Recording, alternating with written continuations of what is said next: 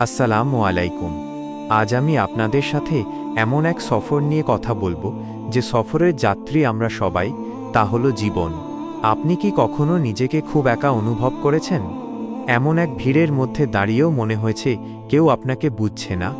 আমরা আমাদের জীবনের বেশিরভাগ সময় কাটাই অন্যদের খুশি করতে, অন্যদের চোখে সফল হতে, অথবা এমন কিছু জিনিসের পেছনে ছুটতে যা আজ আছে কিন্তু কাল নেই। আমাদের এই ক্লান্তি, এই অস্থিরতার আসল কারণ কি?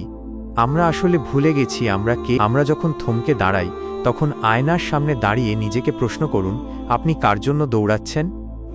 পবিত্র কুরআনে আল্লাহ খুব সুন্দর করে বলেছেন, এই দুনিয়ার জীবন খেল তামাশা ছাড়া আর কিছুই নয়, আর আখেরাতের আবাসই হল প্রকৃত জীবন। আমরা যখন এই সত্যটা বুঝতে পারি তখন আমাদের জীবনের ছোটখাটো হার বা বিফলতাগুলো আর আমাদের ভাঙতে পারে না। ধরুন, আপনি একটা পরীক্ষায় ফেল করেছেন, অথবা আপনার খুব প্রিয় কোনো স্বপ্ন ভেঙে চুরমার হয়ে গেছে। আপনি ভাবছেন পৃথিবীটা এখানেই শেষ।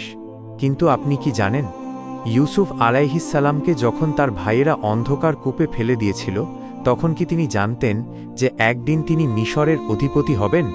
যখন ইউনুস আলাইহিসসালাম মাছের পেটে অন্ধকারে বন্দী ছিলেন, তখন কি মানুষের হিসেবে কোনো বাঁচার পথ ছিল? ছিল না। কিন্তু তাদের বিশ্বাস ছিল আল্লাহর ওপর। আমাদের সমস্যা হলো আমরা সমাধান খুঁজি মানুষের কাছে, অথচ সমাধান আছে আরশের মালিকের কাছে। আপনি যখন কোনো বিপদে পড়েন, জানবেন আল্লাহ আপনাকে ডাকছেন। তিনি চান আপনি যেন দুনিয়ার সব মায়া কাটিয়ে অন্তত একবার তাঁর সামনে মাথা নত করে বলেন, ইয়া আল্লাহ, আমি তো তোমারই বান্দা, তুমি ছাড়া আমার আর কেউ নেই। এই যে আত্মসমর্পণ, এটাই হলো মুমিনের সবচেয়ে বড় শক্তি। আমরা অনেক সময় বলি, আমি অনেক গুনাহ করেছি, আল্লাহ কি আমাকে মাফ করবেন? শয়তান আমাদের মনে এই কুপ্ররোচনা দেয় যেন আমরা আল্লাহর রহমত থেকে নিরাশ হই। কিন্তু আল্লাহ বলছেন, তোমার গুনাহ যদি আকাশ পর্যন্ত পৌঁছে যায় আর তুমি যদি অনুতপ্ত হয়ে আমার কাছে ফিরে আসো, আমি তোমাকে ক্ষমা করে দেব। সুবহানাল্লাহ! এর চেয়ে বড় অনুপ্রেরণা আর কি হতে পারে? আপনার অতীত যেমনই হোক, আপনার আজটি কিন্তু আপনার হাতে। আপনার কপালে যা লেখা আছে তা আপনার কাছে পৌঁছাবেই, আর যা আপনার ভাগ্যে নেই তা সারা দুনিয়া চেষ্টা করলেও আপনি পাবেন না। তাই টেনশন বা দুশ্চিন্তা করে নিজের শরীর আর মন নষ্ট করবেন না। আমাদের কাজ হলো চেষ্টা করা, আর ফল দেওয়ার মালিক আল্লাহ। আপনি কি জানেন, জান্নাতে যারা যাবে তাদের কোনো দুঃখ থাকবে না। সেখানে পৌঁছানোর আগ পর্যন্ত এই পৃথিবীটা একটা মুসাফিরখানা। এখানে আমাদের চড়াই উতরাই থাকবেই। রাসূলুল্লাহ বলেছেন, দুনিয়া হলো মুমিনের জন্য জেলখানা, আর কাফিরের জন্য জান্নাত। তাই এখানে একটু কষ্ট হওয়াটাই স্বাভাবিক। এই কষ্টগুলোই আপনার জান্নাতের মর্যাদাকে বাড়িয়ে দিচ্ছে। আজ থেকে নিজের জীবনের দৃষ্টিভঙ্গি বদলে ফেলুন। যখনই মনে হবে আপনি আর পারছেন না, তখন লম্বা একটা শ্বাস নিন এবং বলুন, আলহামদুলিল্লাহ। প্রতিটি পরিস্থিতিতে শুকরিয়া আদায় করতে শিখুন, কারণ কৃতজ্ঞতা আপনার নেয়ামতকে বাড়িয়ে দেয়। নিজের চারপাশের মানুষের দিকে তাকান যারা আপনার চেয়েও বেশি কষ্টে আছে। দেখবেন আপনার নিজের কষ্টগুলো তখন অনেক ছোট মনে হবে।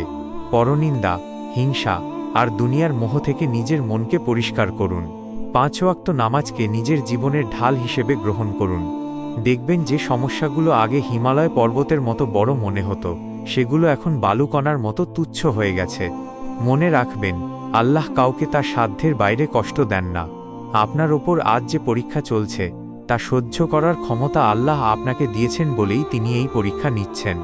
আপনি অনেক শক্তিশালী, কারণ আপনার সাথে আপনার খালিক আছেন।